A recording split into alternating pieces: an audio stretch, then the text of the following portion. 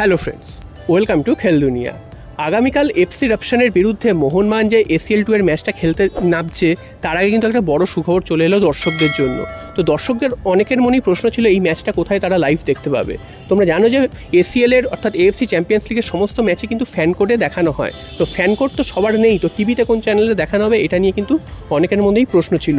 তো প্রথম দিকে কিন্তু কোথাও থেকে জানা যাচ্ছিল না যে টিভিতে আদৌ এটা টেলিকাস্ট হবে কি না, তবে শেষ মুহূর্তে কিন্তু টিভিতে টেলিকাস্ট হবে সেটা কিন্তু জানা গেছে। এবং এটা কিন্তু স্পোর্টস 18-3-তে কিন্তু টেলিকাস্ট হবে, অর্থাৎ ISL যেখানে দেখানো হয় সেখানেই কিন্তু এই খেলাটি দেখানো হবে। এবং ACL এর বাকি ম্যাচগুলো কী হবে এখন জানা যাচ্ছে না, তবে এই ম্যাচটা মোহনবাগানের এই ম্যাচটা যে পার্টিকুলারলি দেখানো হবে সেটা কিন্তু নিউজ চলে এসছে। তো সমর্থকদের কিন্তু আর চিন্তা রইল না এই ম্যাচটি লাইভ টেলিকাস্ট নিয়ে। তো স্পোর্টস 18-3-তে এই ম্যাচটি দেখা যাবে, এছাড়াও ফ্যান কোড অ্যাপ যাদের রয়েছে তারা তো দেখতে পাবেই। এরপর চলে আসি ম্যাচের বিষয়ে। তো আগামীকাল যে ম্যাচটা খেলতে নামছে মোহনবাগান, উল্টো দিকে যে দলটা রয়েছে রাপশন, তো রাপশনের মার্কেট ভ্যালু কিন্তু একদমই কম, মানে মোহনবাগানের প্রায় 6 ভাগ। তো মোহনবাগান যেখানে 60 কোটি বা 70 কোটির টিম, সেখানে রাপশন কিন্তু প্রায় 11 থেকে 12 কোটির টিম। তো বুঝতেই পারছো ভ্যালুয়েশনের দিক থেকে রাপশন অনেকটাই মানে কম দামি টিম হলেও মোহনবাগানের সাথে কিন্তু তারা পাল্লা দিতে প্রস্তুত, এবং মোহনবাগানের থেকে তারা কিন্তু ফিজিক্যালি অনেকটাই এগিয়ে। এবং মোহনবাগান বা ইন্ডিয়ার যে প্লেয়ারদের মার্কেট ভ্যালু অনেকটাই কিন্তু বাড়িয়ে রাখা হয় বা ওভার ভ্যালু করে রাখা হয়। তো এইটা দেখে কখনোই মনে করা উচিত নয় যে এই দলটি যে খুব হেলাফেলা করার মতন বা খুব ছোট দল, একদমই কিন্তু মনে করার মতন নয়।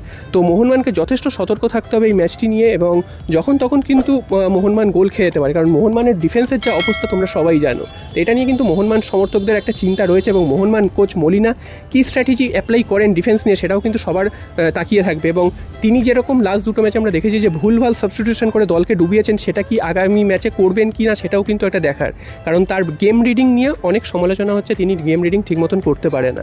তো রাপশন কিন্তু ফিজিক্যালি প্রথমেই যেমনটা বললাম ফিজিক্যালি অনেকটাই ফিট, এবং এই দলটির সাথে কিন্তু খেলা খুব একটা সহজ হবে না। তাজিকিস্তানের ফার্স্ট ডিভিশন ক্লাব তারা, এবং তারা কিন্তু যথেষ্ট সুনামের সাথে তাজিকিস্তান লিগে খেলছে।